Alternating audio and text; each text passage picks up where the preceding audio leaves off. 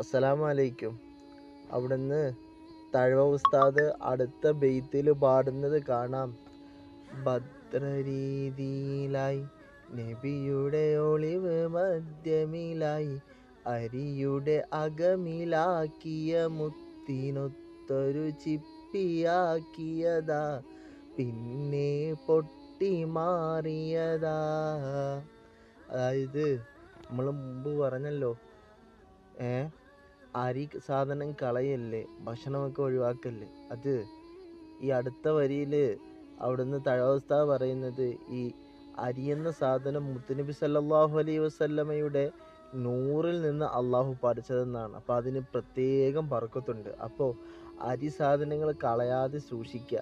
അപ്പോൾ എല്ലാ വിഷയത്തിലും നമ്മൾ ശ്രദ്ധിക്കുക എപ്പോഴും. പിന്നെ അടുത്ത വരിയിൽ ഭാര്യയോട് തഴവസ്ഥ പറയുന്ന കാണാം, ലാ ഹൗല വലാ ഖുവത ഇല്ലാ ബില്ലാഹിൽ അലിയിൽ അലീം എന്ന ആ ദിക്ർ സ്ഥിരമായിട്ട് ചൊല്ലുക. എങ്ങനെ?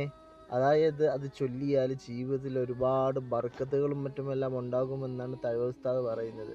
അപ്പോൾ അടുത്ത വരിയിൽ തഴവ ഉസ്താദ് പാടുന്നത് കാണാം, ചൊല്ലലാ ഹൗല ജീവിതമെപ്പോഴും സ്റ്റൈലാ, അതിനൊരു ഷർത്തുമില്ലതൊരിക്കലും നീ ചിട്ട തെറ്റരുതേ, അലസതയാലൊഴിക്കരുതേ.